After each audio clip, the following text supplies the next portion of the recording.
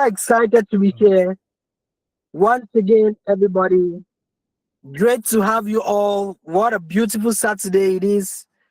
For those who are joining for the first time, my name is Samba Otavis, a medical doctor who down the line decided to venture into tech and create an opportunity for young people to leverage technology to improve their lives.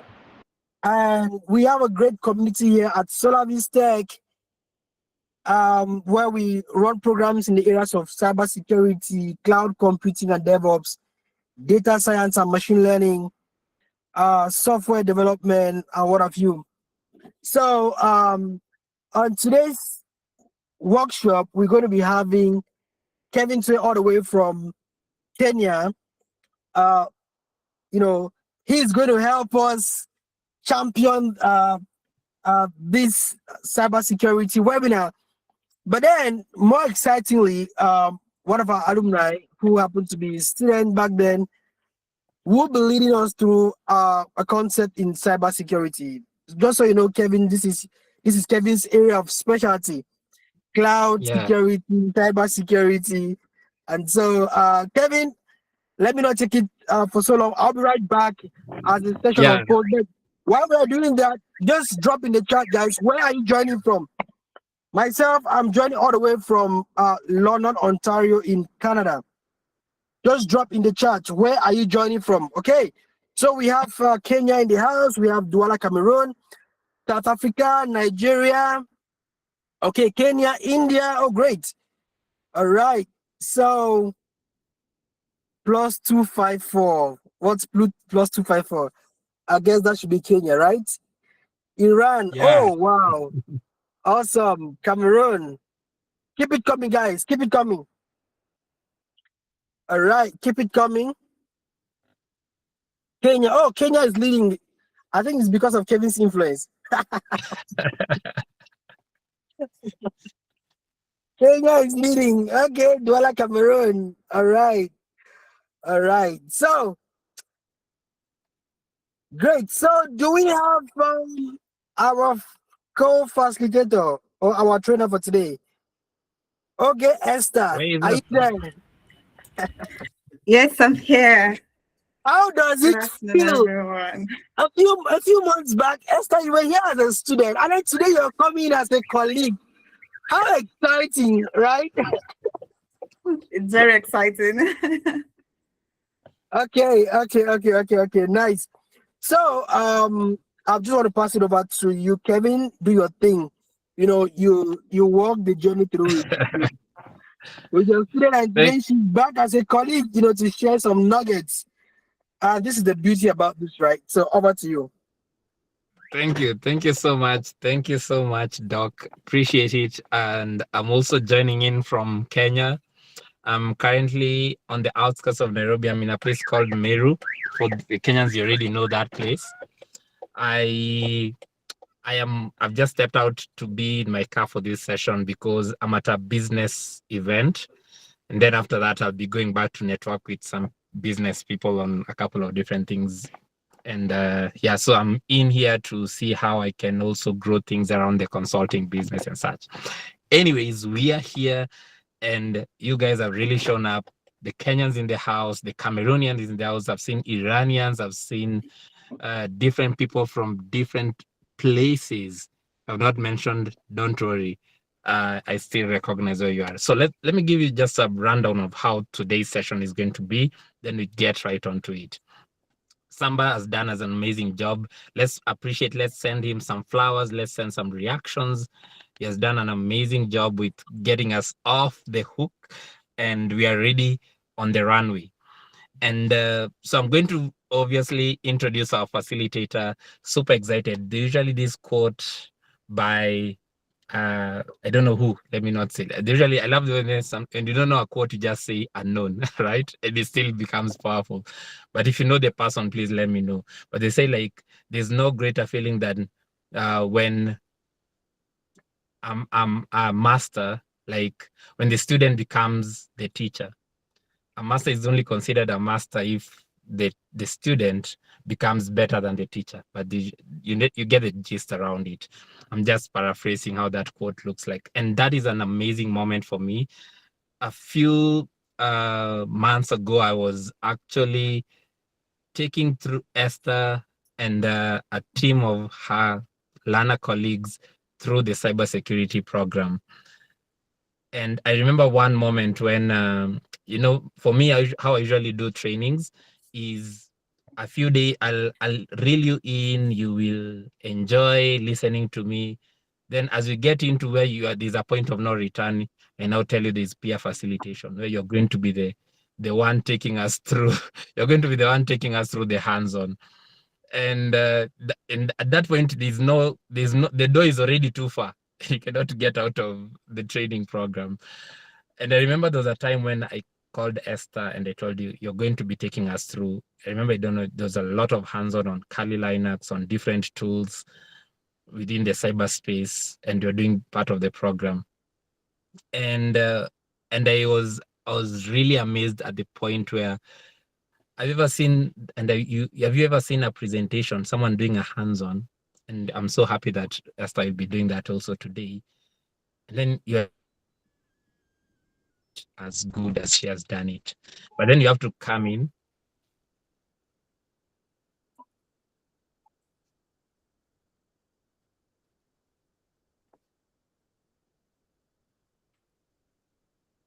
Back. Please let me know if I'm back. Let me know if I'm back. Awesome. Thank you. Yeah. So as I was saying, is you get to that moment when you realize that some things would never be the same if you were always on the podium. So at some point, that is what I did. And before I bring in Esther to talk to us and facilitate this session as the host, I'd like to give you a brief overview about Solavise Tech. Solavise Tech I've been here for the last 3 years, and it is one place where we say you are not being trained for the sake of being trained. You're not being told that, that bootcamp that lies to you, do these in 3 months, you'll get a high paying offer from Meta. We don't do that. We don't give you all those high hopes. We tell you that truly this is going to be blood, sweat, and tears. But at the end of it all, you'll look back and say it was worth it. And that is why we always bring back our former students, our alumni, to come back and speak to you, just to show that we also continue to connect with them. We don't just say you are done, the transaction is over, it was a contract, go on your way. And they come and tell you their success in their journey. So allow me to have the humble pleasure of reading Esther's bio, and I'll put in some in Kenyan we use tuteka chumvi. That means we'll add some salt and spice to it. So Esther is a cybersecurity analyst. She's a cloud security engineer and a penetration tester with a strong passion for helping organizations build secure, resilient, and reliable digital environments. Her expertise spans across security operations, cloud security, vulnerability assessment, network security, and cyber security awareness. She is certified in cybersecurity by ISC2 and is committed to continuous professional development through advanced training and industry recognized certifications. As you were talking earlier, she was telling me about the security certifications she's about to write, and I was like, wow. And you're still juggling the job. And she's going to do that. Let me not break the ice. She might have already planned something to say about that. She combines technical expertise with a background in computer science, enabling her to simplify complex security concepts and supporting individuals and organizations in strengthening their cybersecurity capabilities. Driven by passion for technology, innovation, and lifelong learning, Oge is dedicated to advancing cybersecurity best practices, mentoring aspiring professionals like you and me, and contributing to a safer digital ecosystem through collaboration, education, and continuous improvement. Let's give it up for Esther as she gets on the stage and takes us through. Let's give her all our flowers. I can see she's all in there. Tell us where you're joining from, how is the weather, and take the mic and the screen, and the video is all yours. Thank you very much, sir. Thank you so much. Good evening, good afternoon, everyone, from wherever you're joining. Before I begin, I would like to thank the team.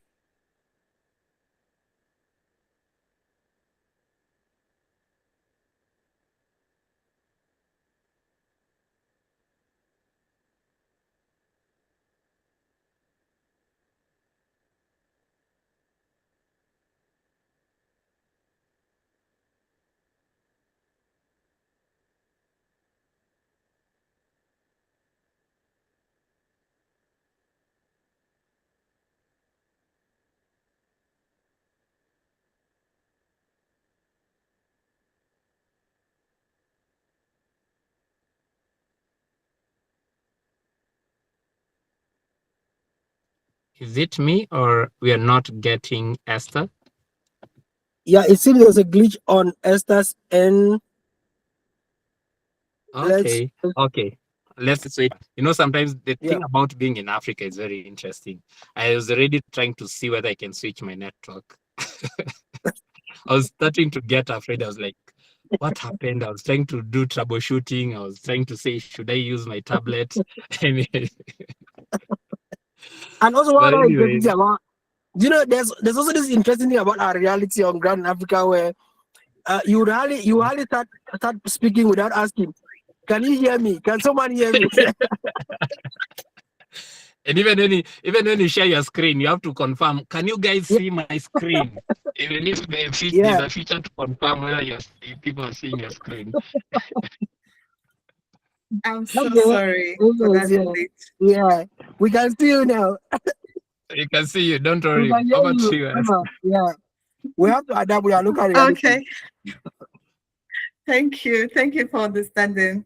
So my name is Oge Esther, and I am a cybersecurity expert, a cloud security engineer, and a penetration tester.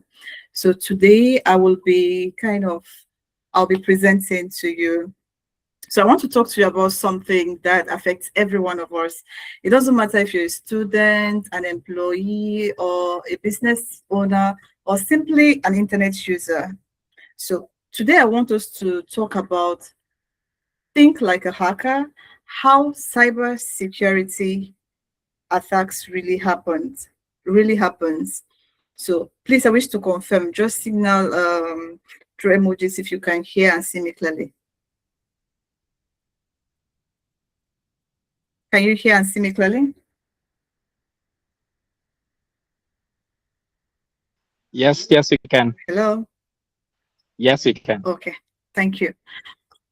All right, so to begin with, most people, when we talk of hacker, most people believe that a hacker is someone who is in a dark room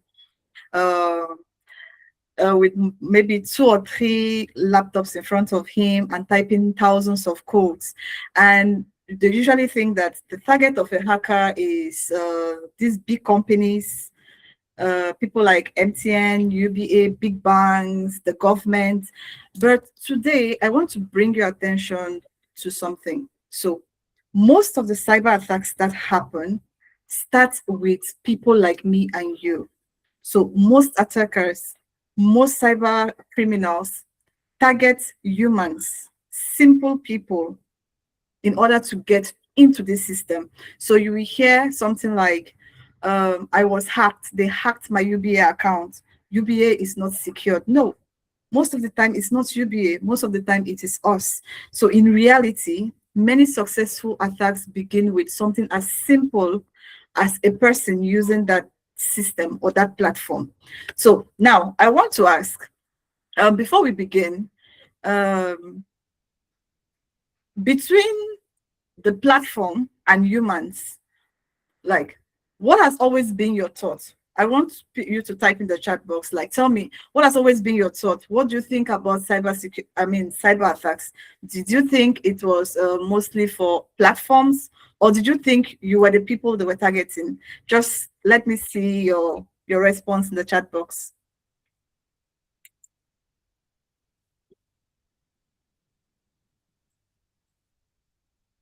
Who did you think they were targeting? Okay, somebody says humans. Okay, yes, that's right, humans. Okay, yes. So today we are going to explore why, humans are the target. We are going to explore why humans are really the target, the first target, and how we can protect ourselves from these attacks. Okay, let's begin with the common misconception. Many people believe that they are completely safe as long as they have installed antiviruses or used strong passwords or even bought the latest gadgets. So we believe that if you have bought the latest Samsung S26, the security is robust. So we are kind of free. We don't pay too much attention about the data breaches that people talk about.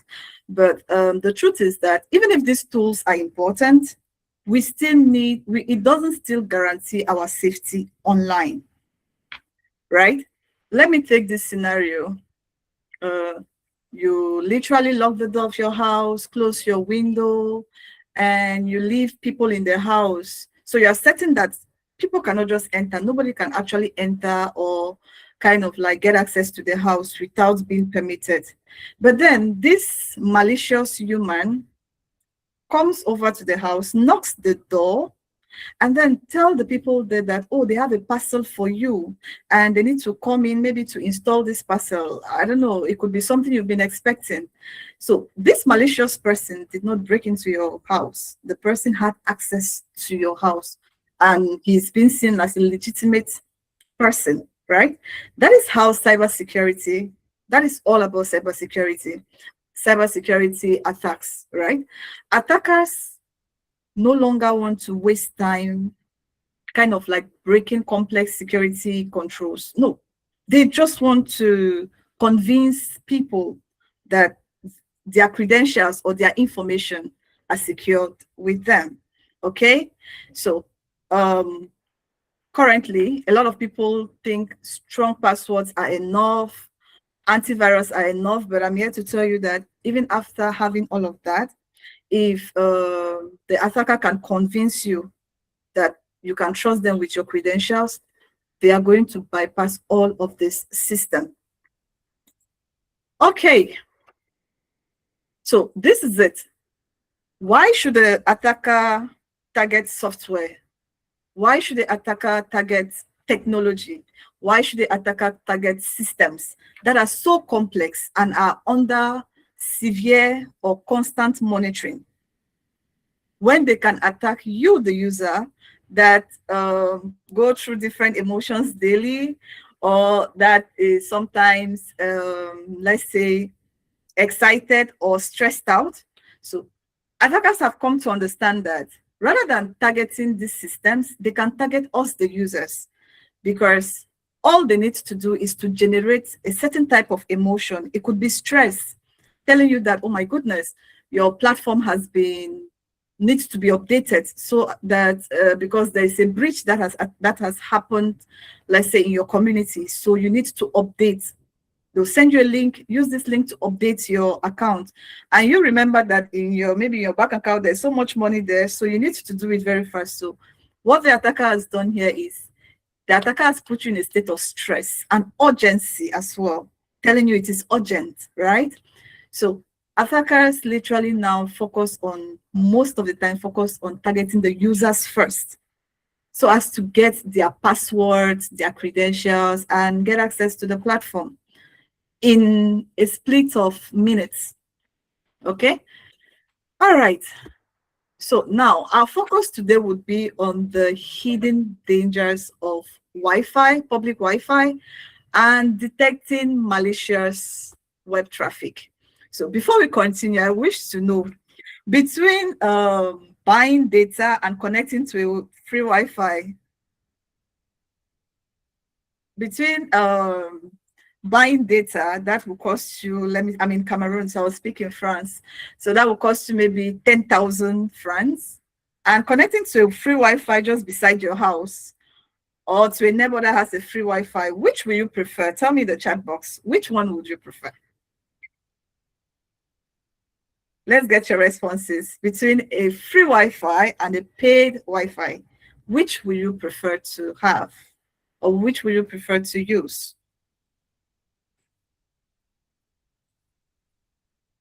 Okay, okay, exactly. Yes, the free Wi-Fi.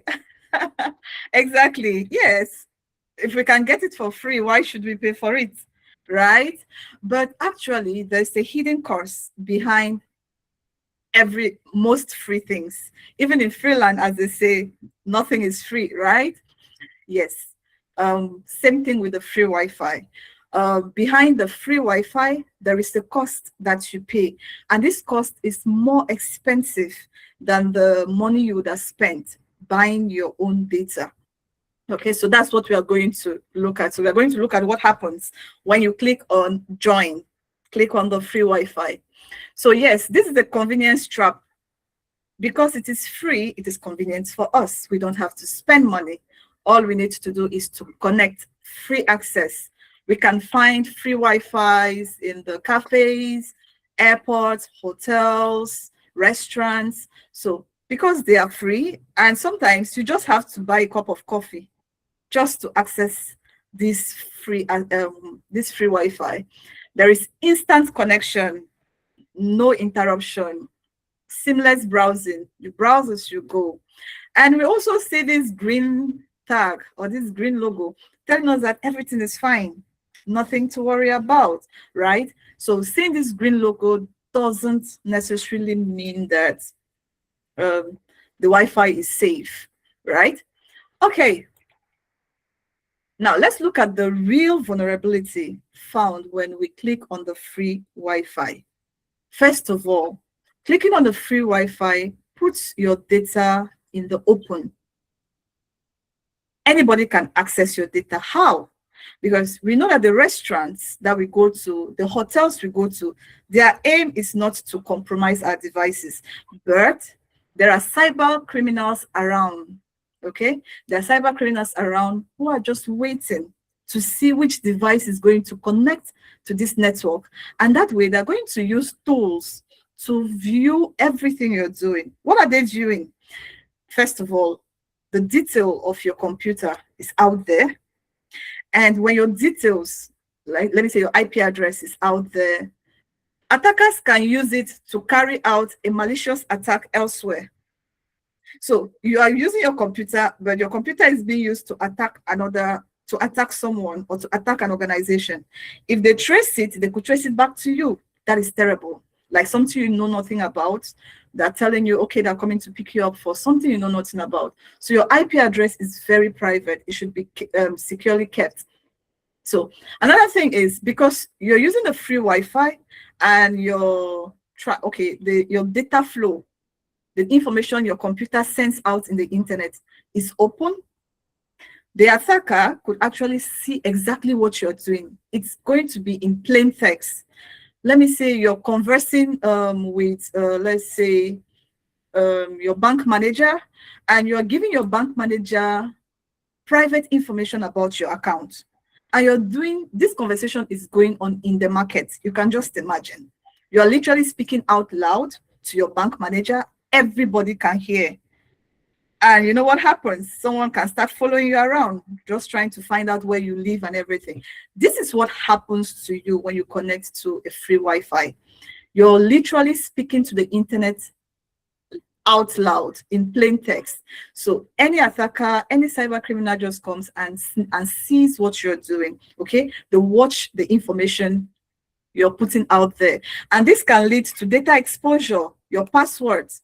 You connected to your bank platform, you put in your password, you sent money to somebody, you put in your credentials, the attacker sees all of this. So if they go to your bank platform, put in your email and then your password, your bank the bank manager or the engineer in the bank will not see it as malicious because this person knows your username and your email and your password. So it is your job to protect this, and you give it out to the attacker without actually knowing. So this is one of the attack the attacker could launch. Yes, they've seen what you're doing. They see that you've connected to the platform, you've connected to the network, the free Wi-Fi. All he needs to do is to intercept the conversation. So the conversation is between you and the internet. That's the internet gateway. So the attacker intercepts between these two communication, and instead of you communicating with the gateway, you are communicating with the attacker. Okay, so the attacker has a choice of maybe creating a duplicate of the account you want to log into. Let's say you want to log into your bank account, and we know we are using AI. AI can generate anything in splits of seconds. So you send in a request that, oh, you want to go to let's say EcoBank.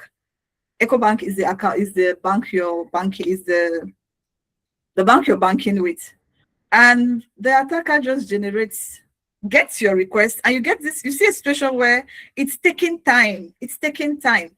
The attacker creates a UBA, an EcoBank page and sends it back to you. In your mind, you're communicating with EcoBank. In your mind, everything is fine, but actually you're communicating with the attacker. And of course, the attacker will send you a login page. You're going to put in all your credentials and send it to the attacker.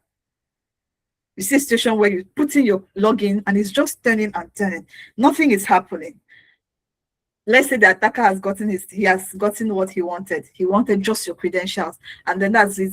He just connects to your UBA account, your EcoBank account, takes the money he wants to take. Why you're just confused what happened. This is what happens with the man in the middle. Man in the middle, meaning that the attacker injects between your device and the internet gateway. And because your data, the data you send from your device to the internet is in plain text, the attacker sees everything like with no stress. Now, another attack that can be carried out with the free Wi-Fi or with the Wi-Fi is the evil twin. Now, let me paint this scenario, okay? So, before I even talk about this scenario, I want to know, how many of you have ever kind of like come across an access point, a Wi-Fi name, right? And you see there are two of it. I don't know, has anyone ever encountered that before? You see two access point name.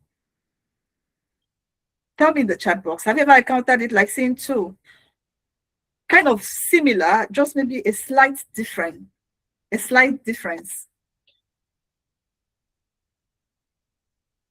Okay. Yes. Two similar names. Yes. So it's something that happens once in a while. If you pay attention, if you look at the access points, when I mean access points, I just mean the Wi-Fi names, right?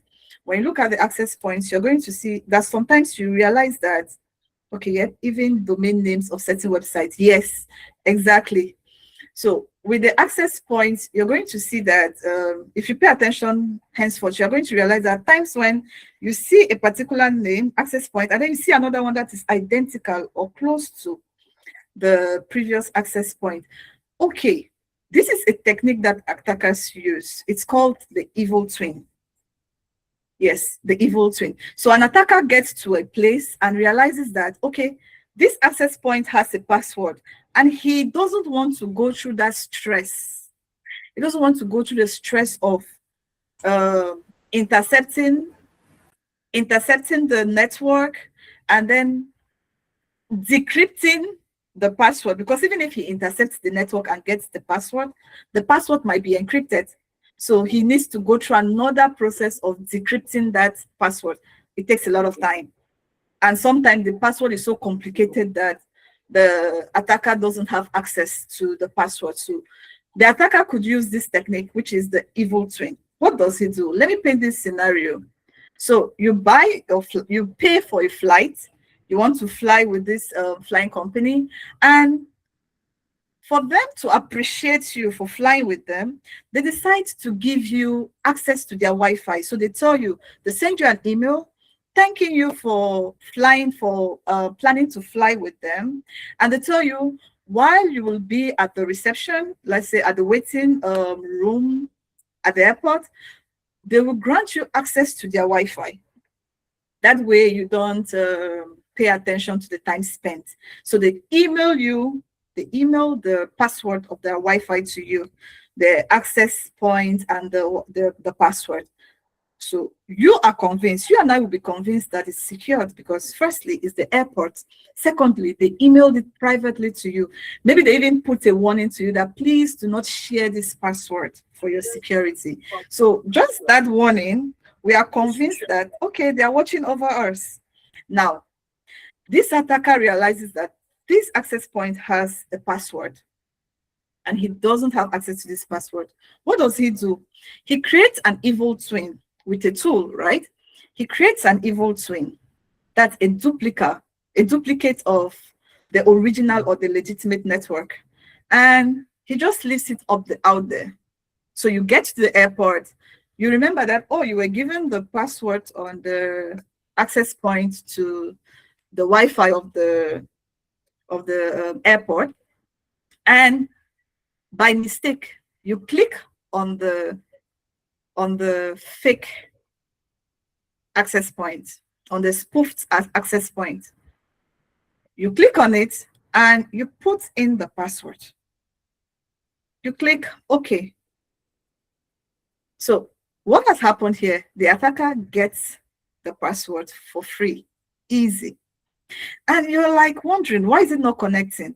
You check again, you look at the password very well, because whenever we make mistake, whenever we don't connect to a network, the thing we pay attention to is the fact that it's the password that is wrong. Maybe I made a mistake. So this time you're vigilant, you pay attention and you put everything and you realize that it's not connecting. So you don't pay attention to the access point. Maybe you go to the staff and you tell them you've been trying to connect and it's not working. So the staff takes your phone and then clicks on the right access point, puts in your credential and gives it to you. You will not wonder why it did not go well the first time. In your mind is you just made a mistake and the staff has corrected it. So what has happened here? The attacker has freely gotten access to the credentials of this Wi-Fi and now can connect to the Wi-Fi.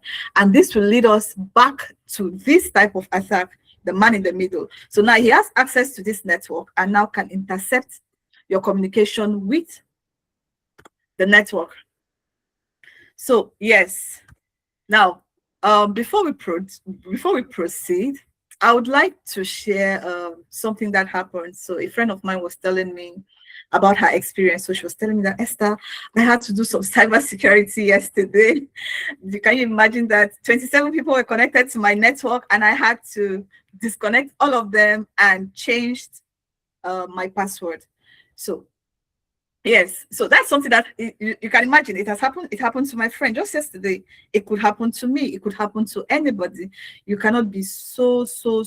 It's not about being an expert for you not to be susceptible. No, it's about being careful. Okay, now, how can we protect ourselves? We've seen the challenges we may face by connecting to free Wi-Fi. How can we protect ourselves?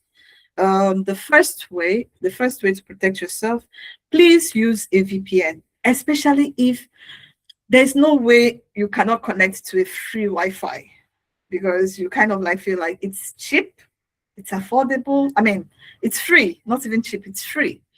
So use a VPN. What does the VPN do? It encrypts all the traffics, all the data, all the information that is leaving your device. So before it leaves your device to the internet space, to the cyberspace, it is encrypted. So if in case an attacker intercepts that connection, it will not be able to read your data. Another way to protect yourself is to ask the person that is giving you the access point, the hotspot, the person you want to connect to his network, right? Ask to be clear about the access point so as to prevent evil twin attack. Also, disable auto connect. Your Wi-Fi should not always be on, or should not be allowed to kind of connect to any free Wi-Fi. No, it should be disconnected. And when you want to carry out any sensitive transaction, it is best to use your mobile data, even if it is 500 data, especially for sensitive transaction. Okay. All right. So with that said, we are going to proceed to detecting malicious traffic. So just like someone said in the chat, somebody said even domain names of certain websites. Yes, attackers don't just clone the access point, the Wi-Fi name. No, they also clone domain names of websites. Not even most websites. I would say 90% of popularly known, why not 100%? Close to 100% of popularly known websites have a clone. They have a clone. Like any Tom and Harry can just create a clone and just keep it there. And then one day he sees somebody has connected to it and put in his credential. That's all. He'll just go to the legitimate platform, put in that credential, and access the site.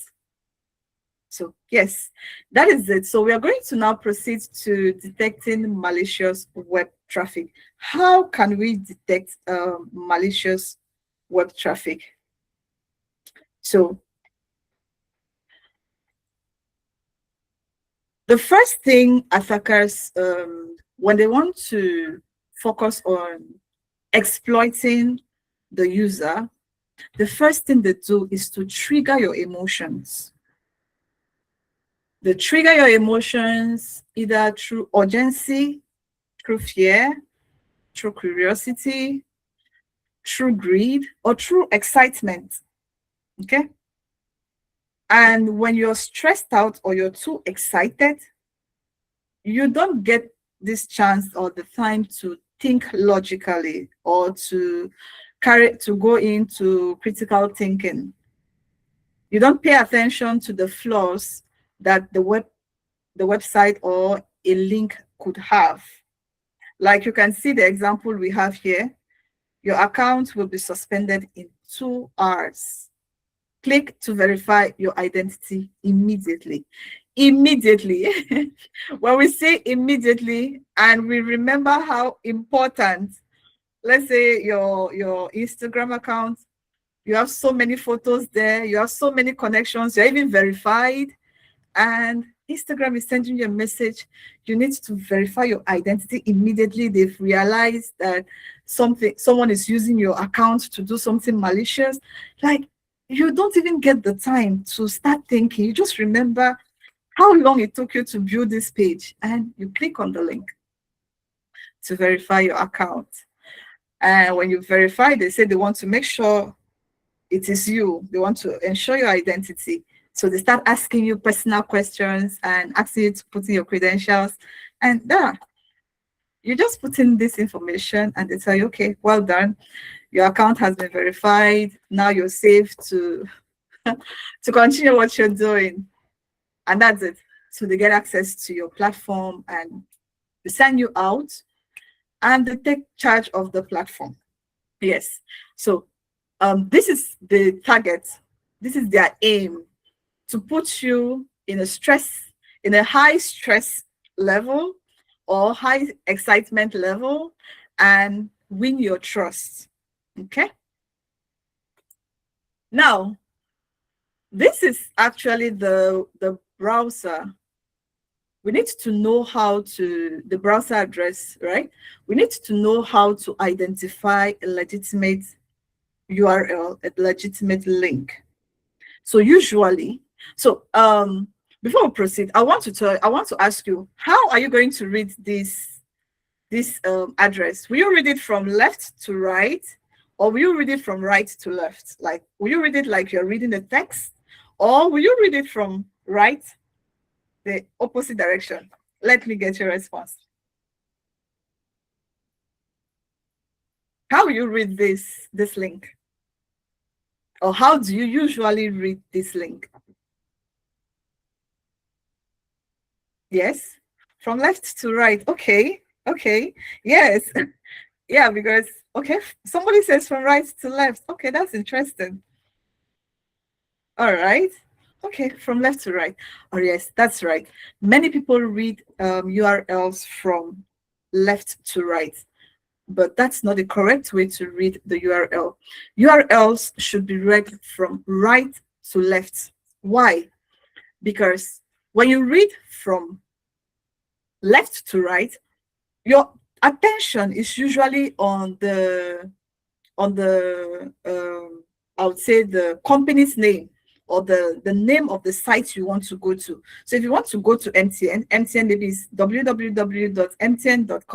So if you are reading from left to right, your brain is focused on seeing MTN. Once you see MTN, any other thing that is continuing after MTN is none of your business. You see mtn.com, any other thing is MTN trying to bore your life with their long information, right? So, but that is not how you should read URLs. URLs should be read from right to left, the opposite direction. Why? This is so that we can see the domain and also the domain name. We can see which server we are visiting. Are we visiting the MTN server, or are we visiting some other server? So this is an example, a domain deception. So we have this domain name, paypal.com. So if I'm just reading from left to right, the first URL, okay, it's good. It's just paypal.com. So I'm certain that, okay, this is paypal.com. But now the second URL, it is showing me paypal.com securityalert.net. So if I'm reading from left to right, if I read the second link from left to right, as long as I see paypal.com, any other thing that is coming after paypal.com is just PayPal trying to tell me which page I should go on, and I'm not interested in that. I just want to go to PayPal. But then when you click on the second link, you're being redirected. You're being directed to a malicious server, which is usually identical to PayPal's platform. So it's so genuine that you know that this is PayPal. You put in your credentials, and all of a sudden you hear that your PayPal account has been emptied, and you're wondering what happened. That is because you put in you had to put in your credentials in a malicious website. So our URL should be read from right to left. So let's start with the first URL, which is the legitimate URL. So we start by reading the domain name. We start by reading the domain and then the domain name. So .com, we know, okay, yes, PayPal is a commercial platform. And we also see PayPal. So we are certain that this is where it ends. It ends at .com. And it's PayPal that we are going to, right? And it is a secured connection. When we look at the second link, if we have to start from here, so the login simply means is the login page. So if we have to start from here, we realize that it is a .net, and it is not even PayPal, it is security alert. So the domain is a .net, and the server is security alert. So we are not in PayPal. We are actually in the security alert server, and that is not where we want to go to. So the true root domain here is security alert. PayPal.com is just a name. It's no longer a link. It's no longer the platform we want to go to. It is now just a name. Okay, so your URL should be read from right to left so that you can be certain about the server you're going to, and you're certain that it is actually the legitimate website. All right. Before we continue, I would want you to tell me which of these 3 web addresses, following the right to left rule that we've learned today, which of these following web addresses is the authentic corporate destination?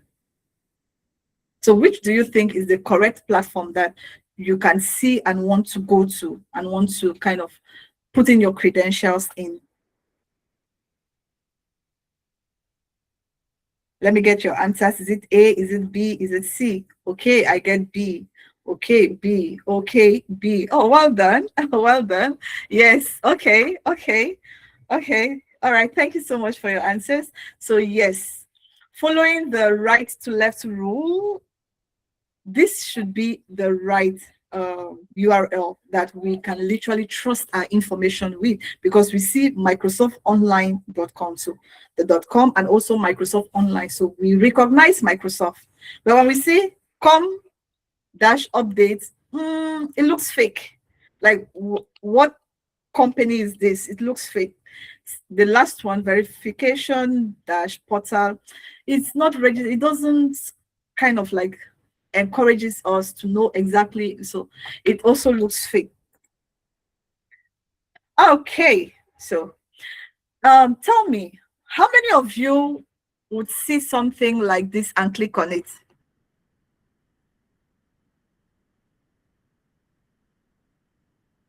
Microsoft that sent you a link, that sent you this email, and it explains to you why it needs you to click on this link. On a normal day, how many of you would you click on this link? Is this link convincing enough for you to click on it? Let's say the email came from Microsoft and you can clearly see that it's coming from Microsoft. Would you want to click on this link? Would you want to click on the button? Okay, yes. Yes, okay. Let me get your responses. Okay, no, okay. Someone says no. Yes, you want to click on it. Yes. Okay, so actually, most of us would click on the link, especially if we've confirmed that this information is coming from a reliable source, from a legitimate organization. But because we are trying to be more careful, we will not just click on the link, okay? What we can do to be certain that, okay, this link or this button that has been sent to us, that is under our email, that's been that we are asked to click on, for us to be certain that it's a legitimate link, what we can do is just place our cursor without clicking on it. Just place your cursor on the button, and then you're going to see the link. This is what we have here. So if you place your cursor, this link will appear at the bottom. We mostly see that whenever we are on our browser. When you place your cursor on the link, the URL will be displayed. That way you see exactly where you're heading to. And in some browser, you even get a preview of the page you're about to open. Okay. So this is so that in case the page that opens doesn't look like something that has to do with the platform you want to go to, automatically you don't click on that link. So this is a way we could be cautious about the links we click, so that we don't even get a chance of of even opening the page. Okay. So this is a misconception most people have. People believe that just because the website, the URL of the website is HTTPS, it means that site is secured. Oh, when it is HTTP, me, I don't go to it. Once I see HTTPS, okay, I believe that platform. I can do whatever I want to do. No, HTTPS doesn't mean a website is safe. HTTPS simply means that the communication between your device and the internet will be encrypted. The transfer of data will be encrypted. That's just what it means. So if the platform you are clicking on is a malicious platform, it simply means that your information will only be between you and the hacker.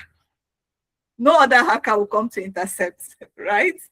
So it's just the hacker trying to convince you to think that, oh, this platform is safe. This platform is, you can do whatever you want to do. It remains between you and I, right?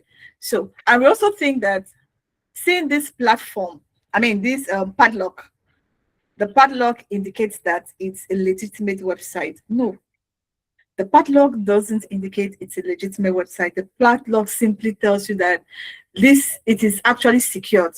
It's a secured connection between you and the server that you're trying to request data from. So even if you visit a fake hacker clone site, HTTPS cannot prevent your account or cannot prevent the hacker from getting the information they need to get from you. Now, how can we save ourselves from finding ourselves in situations where finding ourselves in situations where our system or our account is being hacked? Okay. The multi-factor authentication method is one of the best methods to protect yourself or to protect your system, to protect your account out there. So when you activate the multi-factor authentication method or control, what happens here is that there are levels to identifying or to authenticate your identity. There are levels. The first level is to put in your password.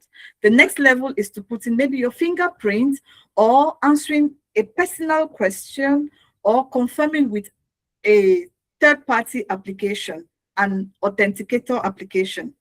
This is done so that if your credentials were stolen and the attacker tries to log into the platform, he will be faced with multiple doors. So if he was able to break the first door, he will not be able to break the second door.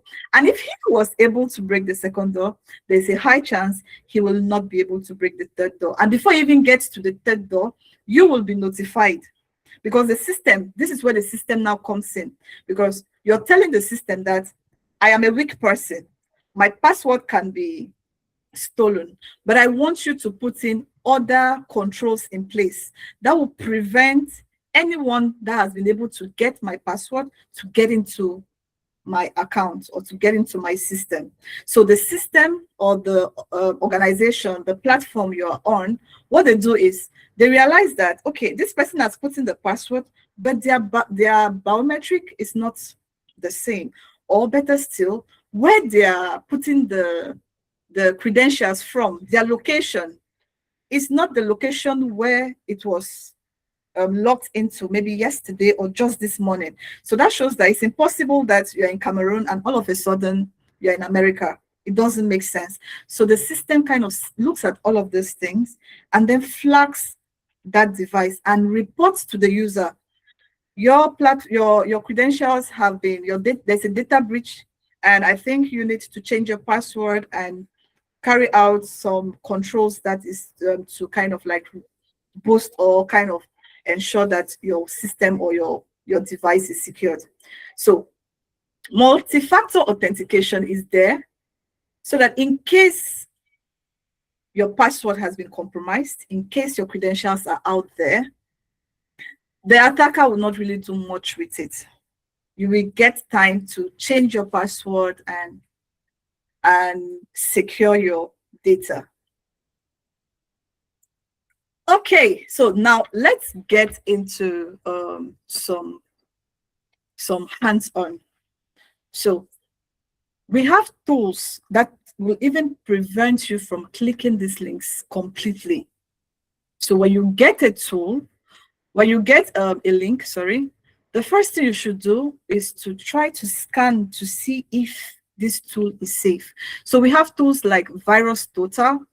VirusTotal is a website that scans URL. So it scans URL to ensure that this URL are safe for you and you can actually click them without any problem. So I'm going to, let me share this. I'm going to share with you how we can use VirusTotal to be certain that the link we want to click on is So let me put it here. So this is virus total. So this is the website. You could actually just copy a link. Let me put this link.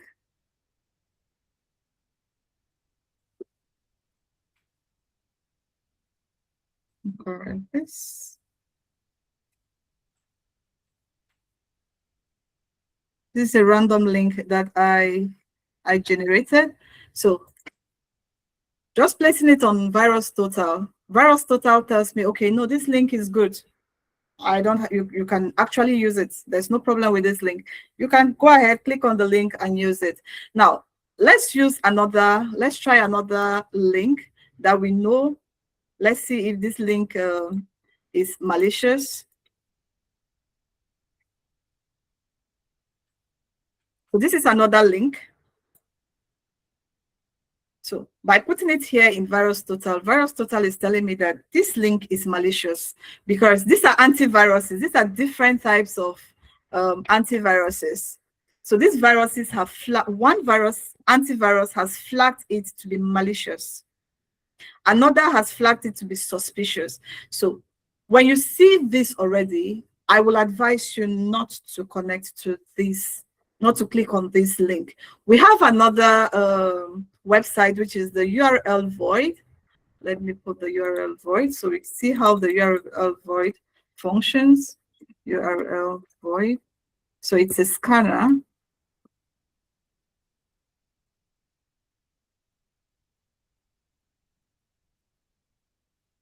So this is it.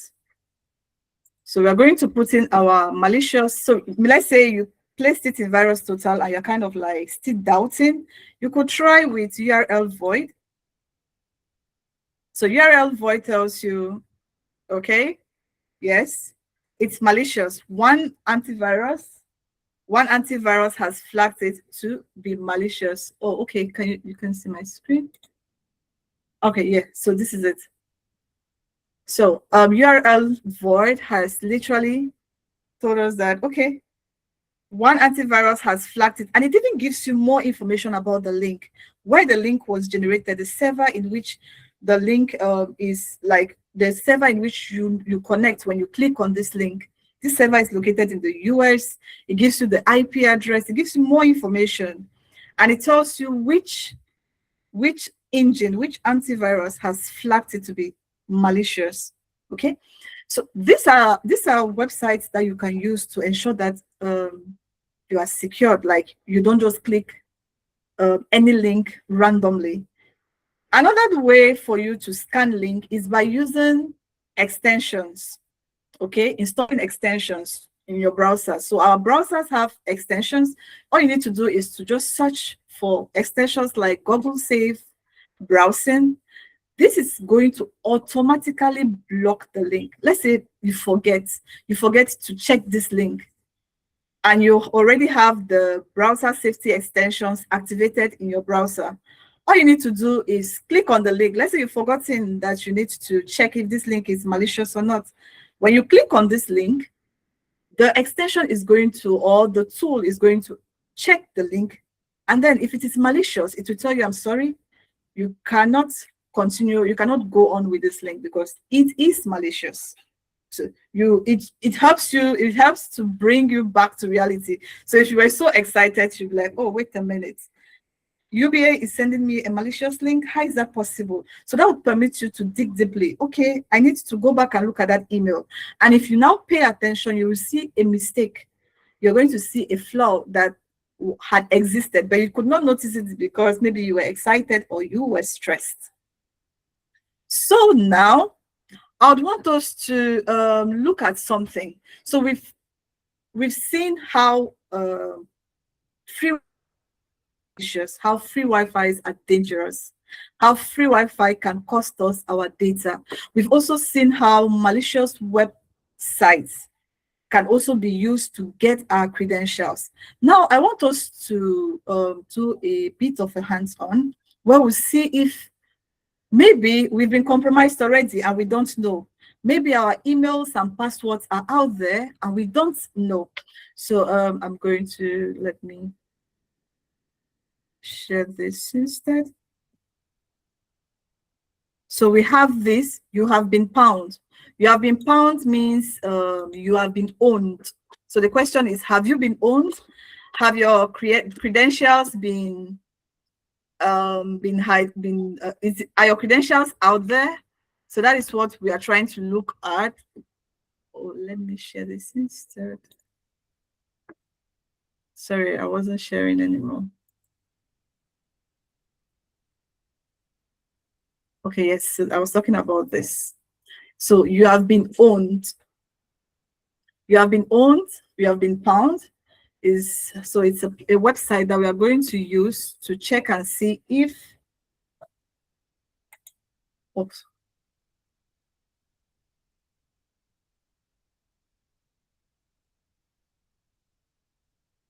Hacked, or are your credentials out there? Because most of the time we are just sitting down thinking that, okay, we are safe as long as my money is in my bank account, as long as I have access to my Facebook, as long as I have access to all my platforms, I'm fine. But maybe your passwords are out there, and we're going to see what happens if your passwords are out there. So let me put this.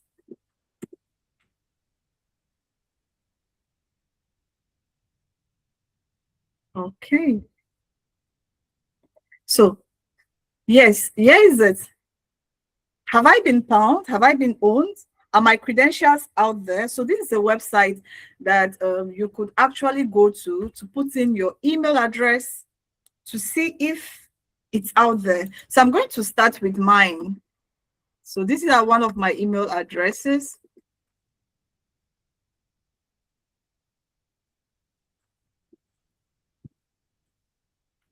Okay. So it says, okay, good job. Email breach history, 0 breaches. So meaning that this email address is not out there. That means, what do I mean by it's not out there? So when you connect to a platform, let's say, for example, Netflix, you will need to put in your email address and your password. Now, let's say, for example, Netflix has been hacked.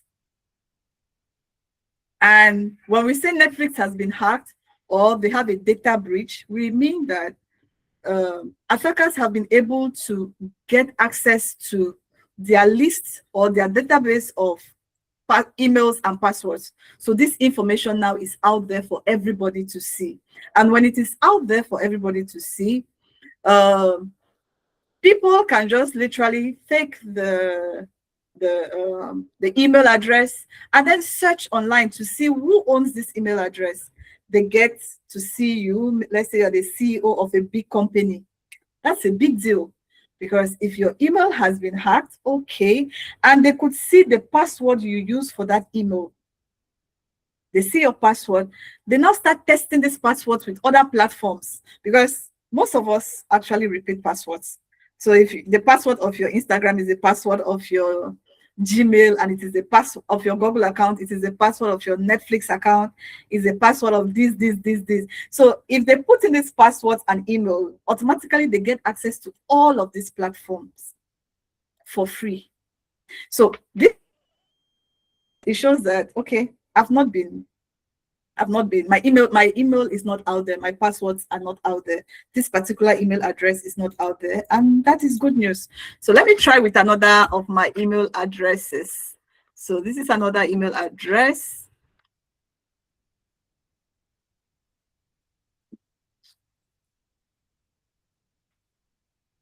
Okay, so I'm going to check to see if this data has been breached. It's still loading.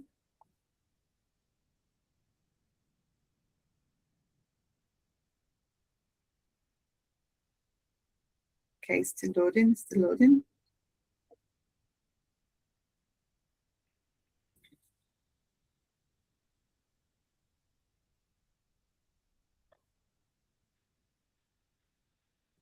I think my network is not stable.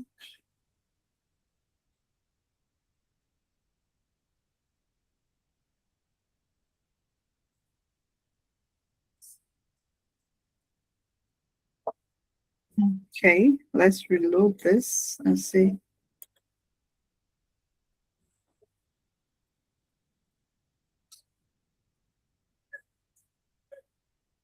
Please confirm if you can hear me. Can I say thumbs up if you can hear me?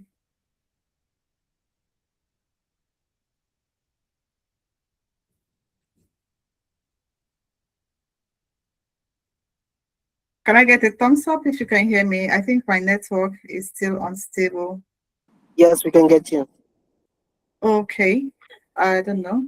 Then it's the site. Let's see if we can.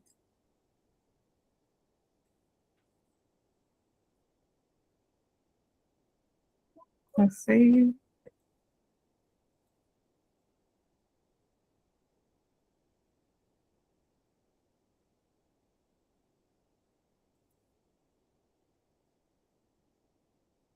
Okay. All right. So yes, so I placed this particular email address, and as we can see, I have 12 data breaches. What does this mean? This means that I've used this email address in multiple websites or multiple platforms that have experienced data breaches. So any password that I used in this platform is out there. It's out in the open. So it's no longer private to me. Now, why is this a vulnerability?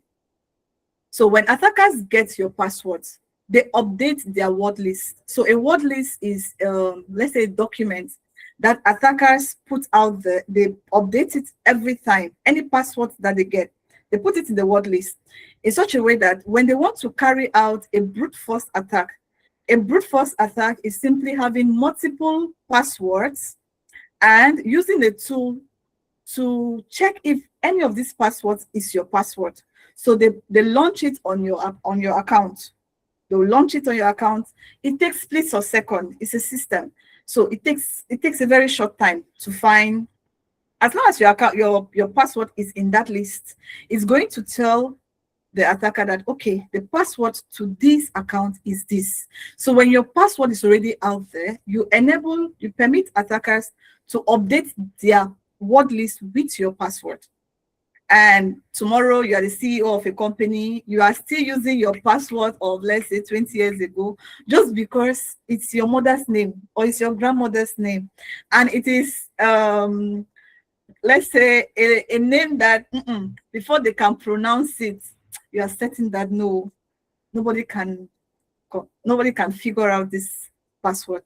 But the platform in which you placed it in, or that you logged into it with, the data has been breached and your passwords are out there. So the attacker updates his word list with your password. So these are the platforms where I logged into. June 2026, I logged into this platform, and it had 124 million passwords that were exposed. 124 million passwords. So the compromised data here, my email address and my password. We have these two. So these are different platforms which I logged into with my email address, even Telegram. My Telegram accounts too, my email address and my password compromised. Telegram as well. Wattpad. So for those of you that read books on Wattpad, so this happened in 2020. And these are the data that was compromised. These are my data that were compromised. Date of birth, my email address, my gender, geographic location, IP addresses, personal information have been compromised. The good news is I don't use this email. I don't use this email, so I can actually confidently share it with you and tell you how much we are not that safe on the cyberspace. If we are not paying attention, if we are not careful, we could lose something very precious to us. So this is Mathway 2020. it was compromised. And they said the data was subsequently sold to the dark web. So they sold this information to the dark web. You just sit down and you realize that your Facebook account has been hacked, your email has been hacked, and you're wondering what happened. You can't even understand. Even Canva too. Canva had 137 million subscribers information exposed. Okay, so let's look at what we need to do. What does this platform suggest? So that they're giving us more information about the breach, the data breach. They said 137.3 million people were affected. This happened in May 2019. And on the 9th of August, it was updated on this platform. So these are the data that was exposed, my data that were exposed. Now, what are their recommendations? They are recommending that you change your password, okay? When you realize that you have been compromised, the first thing to do is to change all passwords and enable two-factor authentication. That way, even if they have your password, it's useless. They cannot access your platform. They cannot access your account. And please do not use the previous password ever again. Don't use it again. And they also suggest that you install the 1Password. So the 1Password is going to help generate and store very strong and unique passwords for you. If you cannot pay for this service, for this tool, I suggest you use the password manager that your browser has. So with the browser usually suggests if you want to use the browser, yeah, it usually suggests if you want to use their password. So using their password is safe, knowing that okay, it is unique and it cannot be repeated elsewhere. Yeah, it is unique and it's only that platform that has that password. You cannot get that password on another platform. The browser cannot suggest the same password for another platform. So yes, that is it. So you've been able to understand that the Wi-Fi that we use, the free Wi-Fi that we have access to, that we can easily have access to, is not as free as we think. And also, we've learned that before we click on any link, we should pay attention to see if that link is a legitimate link, and we've been shown tools that we can use to check this, so that because we cannot rely on our eyes. Your eyes could deceive you. So these tools are there to ensure that okay, this link is malicious or legitimate. And also we've learned on how to see if we ourselves, if our email addresses, if our personal information is out there. So with this, I think you'll be able to be more cautious in the cyberspace. Okay, so let me start. 1 minute. Thank you so much for your kind attention. So this is it. This is what I had to share with you, and I hope you were able to learn one or two. Thank you. Thank you, Esther, for doing justice to today's cybersecurity awareness session. If you did enjoy Esther's session, please, can you give it up for her? Can we celebrate Esther for sharing that? I mean, I'm sure from today's session, we're going to be more and more conscious about our activities online, right? Nobody's 100% safe, as we would say. Nobody's 100% free from all of these challenges. You know, like you said, most of this happen when we are at extremes of emotions, and so sometimes we get to take some actions out of the emotional changes that we have, and then before we realize it, we have probably compromised our systems. But then there are proactive measures we can take. And thank you so much, Esther, for even the relatable stories that you brought into this to really make it look like really easy, right? So the next phase of this conversation would be just to get some questions, feedback now from the team. If you have any questions, you can just raise your hand and then we'll bring you up. You can ask your question. Esther will be here to respond to that. Do we have any questions? Just raise your hand and we'll bring you up.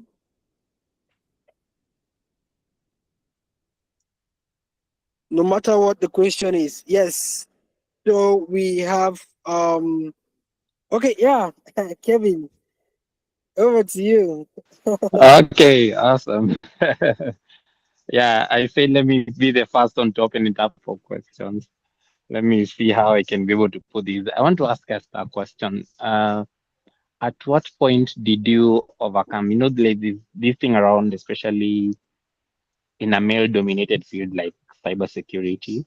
How are you able to overcome the imposter syndrome, be able to break barriers and start making impact in the cybersecurity space? Because usually see many people shy away from that.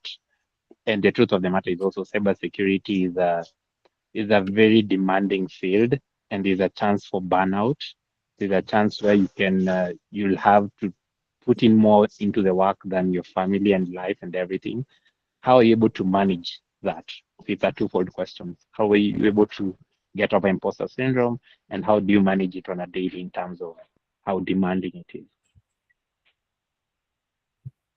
Thank you so much for that question, sir. So actually, cybersecurity, as you said, truly, it's actually a field where there's a lot of burnout. It's quite demanding, but to be able to sail through, what I did to be able to sail through this domain was the fact that I've had to take a structured training, and in this training, I had, as he said, as my trainer said, I actually took a training with Solavise. And in this training, I had a team, a team of people who always check up on me to make sure that I was always learning, or I was doing the tasks I needed to do. So I think one thing that permits us to keep going in this field is actually having a team of people, let me say your trainer, your classmates, always there to kind of ensure that you do the right thing at the right time, encouraging you to keep going. So yes, I think that's actually the main thing that has kept me in this field, my team. Awesome, awesome. And yeah, I don't know whether you answered this. Like at that moment, at what point were you able to overcome imposter syndrome and say cybersecurity is my field and it's my niche, and you make it yours? By practicing. So cybersecurity, actually in this field, if you don't practice and you think you know, when you just see the first challenge, you will run away, because practicing is what gives you the courage. It's what gives you the courage to keep going. It's what gives you the courage to put yourself out there. So practicing and also having a team, yes, it's going to give you the confidence to put yourself out there. It's going to give you the confidence to talk. It's going to give you the confidence to ask questions. Yeah. And also, nothing is too small in cybersecurity. Nothing is too small. Just a little that you're able to understand. Let's say uh, password management, uh, multi-factor authentication. Just understanding this concept gives you this courage to be able to keep going, to be able to talk to people about what you've learned, to be able to keep practicing. Yeah.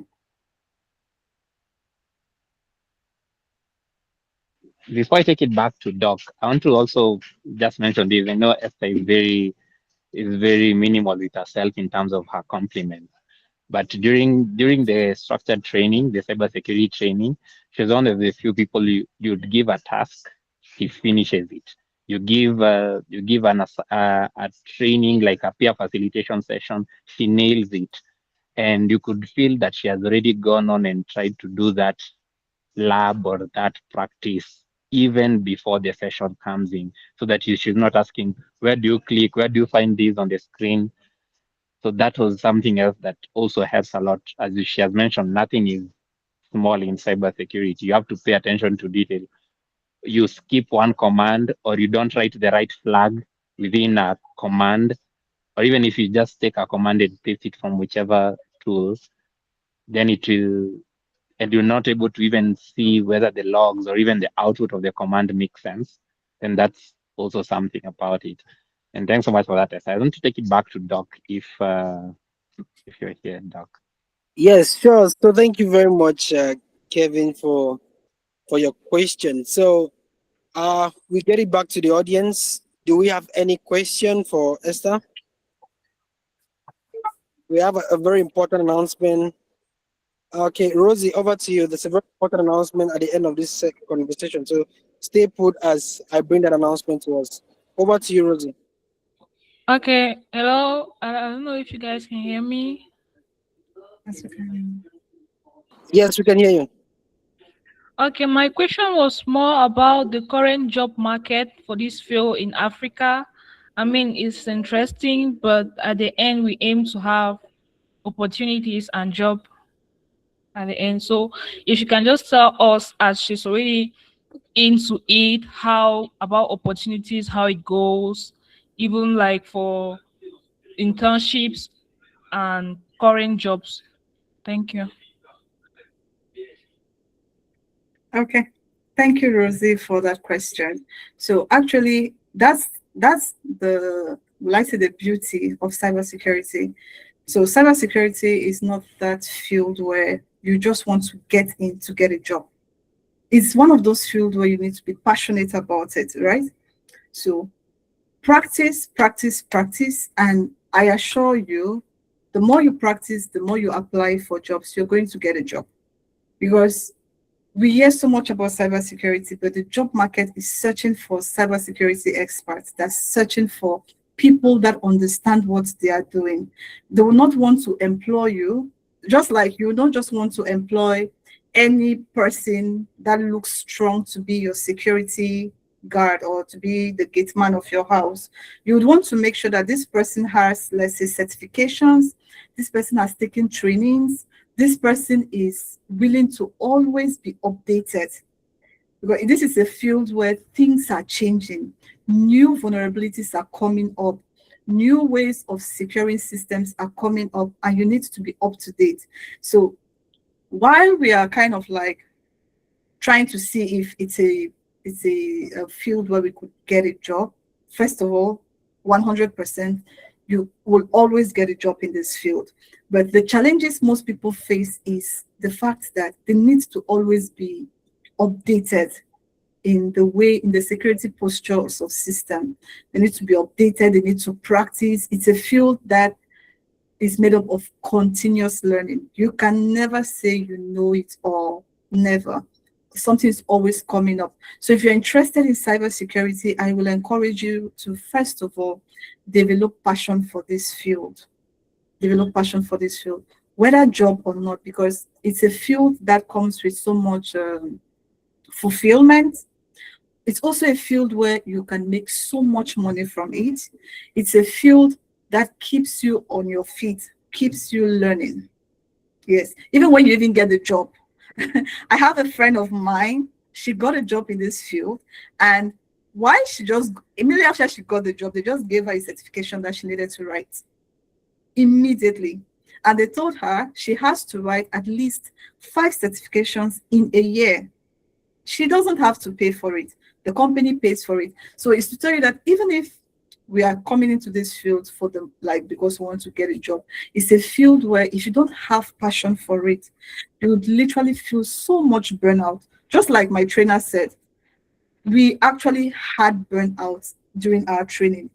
It got to a point it was difficult, because you kind of like want to keep studying, but you kind of don't know to what end will you keep studying. But the more you put yourself out there, the more you apply for jobs, the more you connect with people, the more you connect with your team, the more you realize that it's not just the job you are looking for. You realize you want to be in an environment where you can keep learning. You want to be in an environment where you can bring in value. And then the money will follow. The job will follow. The promotions will follow. So that's what I have to say. Thank you very much, Esther. And I want to add to that particular question. And this comes to the fundamental why Solavise Tech was built. Now, our educational system normally trains us to focus on just trying to get a job. But the mindset that we're trying to bring through Solavise Tech is the entrepreneurial mindset, where we want to train people that would identify problems and think of how they can bring solutions to those problems. We are training job creators and not just job seekers. There's nothing wrong getting a job, right? There's nothing wrong getting a job. But the question is, how do you distinguish yourself?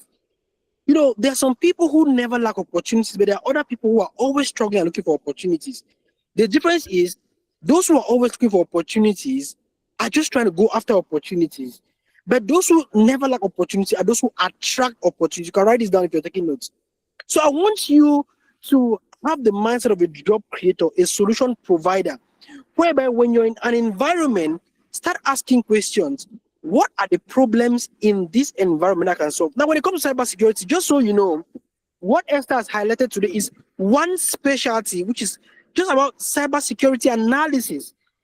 But there are many other specialties in cybersecurity, so many others, ethical hacking, and so on. There are many other areas. And so, but then, if you're coming in new into the space, you need to learn a particular aspect. You need to have a general understanding. But as time unfolds, you can now decide where maybe you want to sub-specialize. But no aspect work on its own. All of them are interlinked. And that's the beauty about tech. All of these areas are interlinked. So you cannot be a master of everything of all these places. Even as she has just talked about cybersecurity today. But then also you could work on a cloud platform. Then you have to understand how cloud works. And then now start talking about cloud security. So all of these things are interwoven. But and that's the reason why if you're in the Solavise Tech community, you understand that we share opportunities beyond just technical trainings. Because we've come to understand there are many people that have the technical know-how, but they don't know how to communicate that value. And so they keep missing on opportunities. They apply for jobs, they get interviews, but they cannot land those jobs. They cannot land those opportunities because they don't know how to effectively communicate and sell themselves.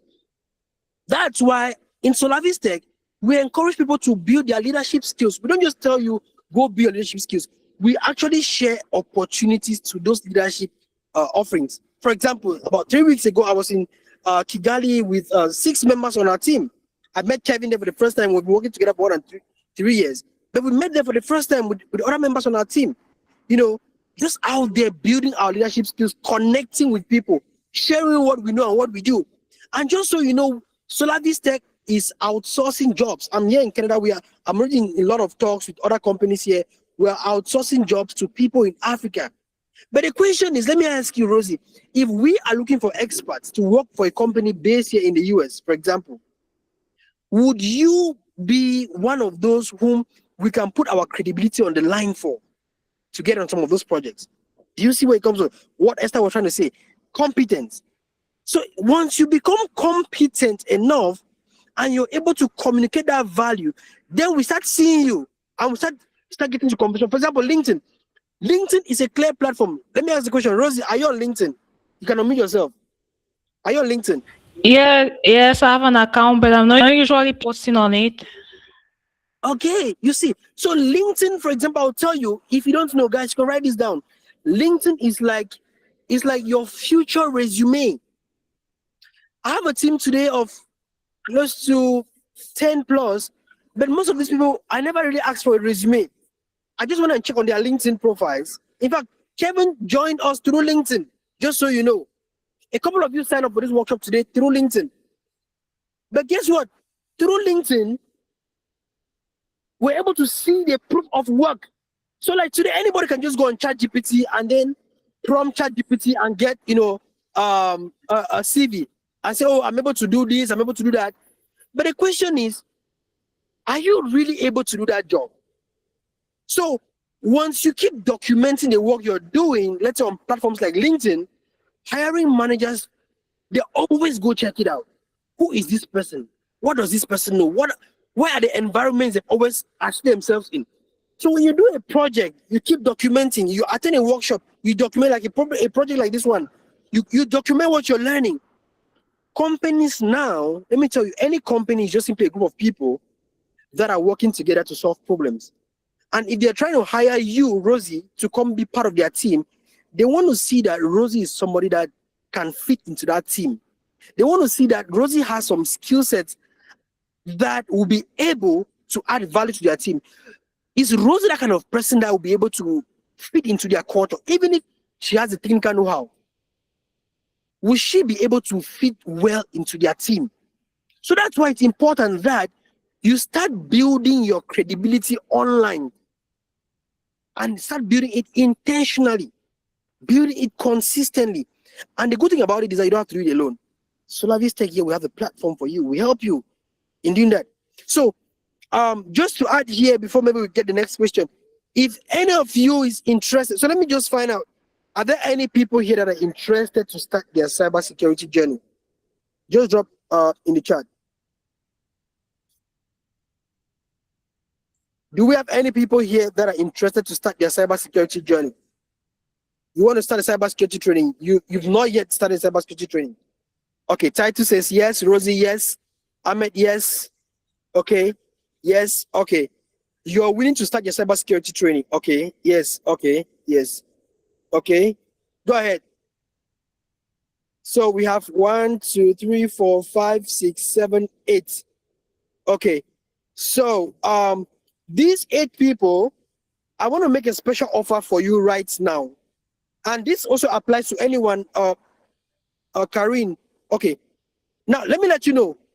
Oge here and all her mates, they paid $500 to get the training. And the training lasted for, the training lasted for 5 to 6, 3 to 5 months, sorry. And we are starting out another set of training next week. I'll be making a special offer. I will be making a special offer for you all who want to start your training. We are starting out next week. You will pay just the sum of $200. This is a special offer for you. You can do the conversion in your currency. Just so you know who is your trainer, Kevin Tway. Let me let you know. Kevin Tway was at the presidency 2 days ago, where he presented the grand prize for the global ICT Huawei competition. So 220,000 students across the world went for a competition in China, and they're competing in the area of cloud computing and AI. Kevin mentored the team from Kenya that won the grand prize, and they actually presented the trophy to the president about 2 days ago in Kenya. So this offer, $200, it expires by Monday. So if you want to take advantage of this, write me on WhatsApp between today and Monday. You're paying just $200. You want to have a training with Kevin Tway. He's going to mentor you today. August is going to be part of one of the mentors on that. For the next 3 months, you're not getting, so let me let you know, you're not coming here to get theory. You're not coming here to just get certificate. You are coming here to get industry world-class training with somebody who is mentoring people globally. So write me on this number right now on WhatsApp, okay?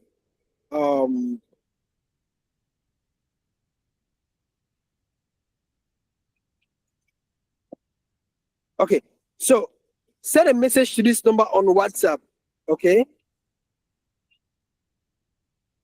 And indicate your name and say you're ready to commit for the training. When I say ready to commit, it means you're ready to make payments. You're paying for the training. And this offer ends after Monday.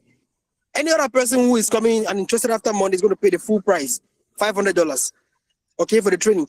So you can reach out to me on that number, and we will be happy to support you. Now, once you're done with the training, it doesn't mean that it's over. You remain part of the network. And also, let me find out how many of you are already in cybersecurity right now as we speak. You're not new to cybersecurity. You're already a part of cybersecurity.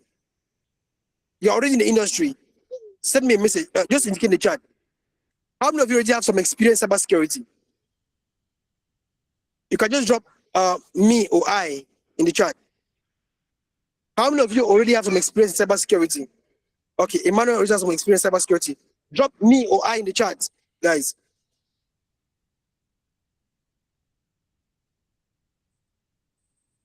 Okay. So Elia, no experience but learning. Okay, that's fine. So we have Emmanuel and Elia. Okay. Just 2 people so far have experience in cybersecurity, have some experience. Okay, that's fine.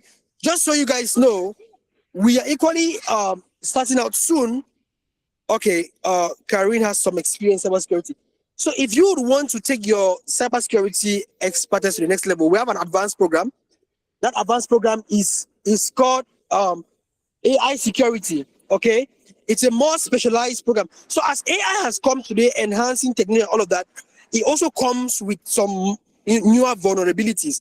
And so we are looking at starting out a program that's already well designed for AI security or like ML, AI ML security. So if you're interested in that program, equally just write the number and indicate that you're looking forward to the AI security program, and you're going to bring the same price, and it expires by Monday. Okay, so that's it. That's a gift for me to those of you who were here. You're consistent till the end. But if you also have colleagues or friends whom you would not want them to miss this particular opportunity, you can reach out to them to write me immediately. So I'm looking out on my WhatsApp. I see messages already coming in that you're interested to commit. So fine. So I'm going to give it back to the audience. Anyone else has a question for this session as we wrap up this day in the next 5 minutes? Any other questions? You can raise your hand and we'll bring you on board.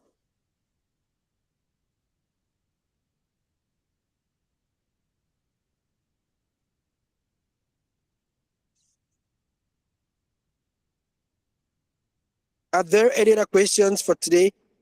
Okay, so far, no other questions. So we want to say thank you, everybody, for being here today. Please, can we celebrate Esther once again for the great work she's done. She's done justice to today's presentation. And so it is on this note that we would be coming to the end of today's presentation. We would like you to come on camera if you can, so that we can just take a screenshot of the moment. So Esther, maybe you can just stop sharing your screen. Let's take a screenshot. So Esther, as you're on your laptop, you can do that for us. Guys, come on camera. Come on camera. Let's see. Let's see your amazing faces. Esther, please, you help us take a screenshot of this. We're looking forward to having you guys in the network. I'll tell you guys something very interesting. How is it possible that a medical doctor is leading a tech team, right? So it doesn't matter your background. I'll say this. Is there a group where we can have updates? Yes. Oh, so I'm going to share the link to the group, please. Join our community right now. 1 second. Thank you very much for that question. So if you're not yet in our community, just click to join the community right now. Let me share this link. Join our community here. Okay. So just click on that link and join our community, and we will be happy to ride on with you. For those who are just joining as well. Okay. So perfect. So it doesn't matter your background, guys. What matters is what you do with knowledge. It's not enough to learn all of these things. How can you apply, right? The world does not answer to degrees. The world answers to people that are solving problems. So learn cybersecurity, learn cloud technology, learn data science and machine learning. Learn these things and apply them in your own domain. as a medical doctor today, I'm also building another network in my healthcare space, which is called, for example, the Cameroon Physicians Network, where I am helping other healthcare professionals. How can they apply technology in healthcare? If you are today you're a teacher, how can you apply technology as a teacher? If you're a business person, how can you use this technology to improve on your business processes? If you're a lecturer in a university, how can you use this to improve on what you're doing? You know, and you have no boundary. As we speak right now, I'm at the mall here, I'm just shopping with my family, but I don't have any excuse because technology gives us the opportunity to, you know, to connect and do business, you know. So this is the beauty of this thing. If you're not yet in this space, I'll tell you you're missing out. So write me on WhatsApp and start your journey today. Start your journey right now.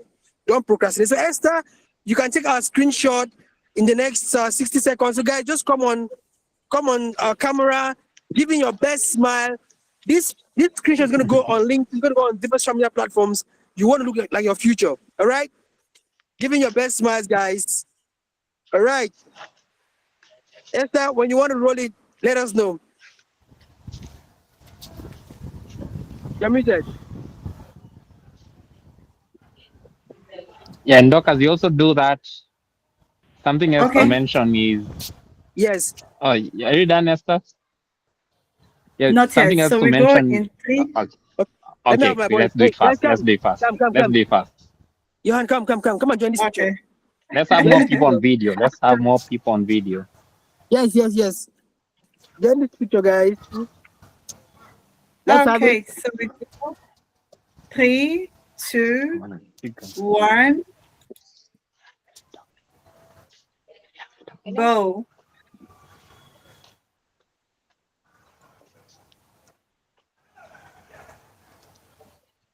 So we have it. Perfect. All right. Yes. Awesome. Kevin, over. Yeah, I was just saying something just about that thing that you mentioned about me addressing the president. Actually, this is my first, I think, virtual event after doing that. This is my parting shot because I'll make it very short. Is that please, at any juncture, always tell yourself that you belong. I was in that room, and when after that, and after I finished it, and there were people checking it online and sharing it out, and even during that event itself, I felt like I belong in that room. I felt like other people are saying like you're going to be the next ICT minister or something, just because the way I had the demeanor of how I was carrying myself. So in any space, whether it's cybersecurity, whether it's cloud, whether it's AI, whether it's entrepreneurship, whether it's anything, whether it's on LinkedIn, please remind yourself that you belong. Thank you. Okay, thank you so much, Kevin, for reminding us on that. So everybody, we wish you a splendid weekend. Just imagine that you're able to be in a community that consistently brings value like this every week. You see, there's no way that your energy can go low in this space, because as you journey along, you're going to notice that sometimes it gets overwhelming and it feels discouraging, especially when you're studying or you're doing all you can, but opportunities are not coming, and you have to keep going. So we're happy to journey with you. Have a great weekend and bye. Yes, hey, you can share your LinkedIn handles and connect with us. Thank you, Kevin, for that.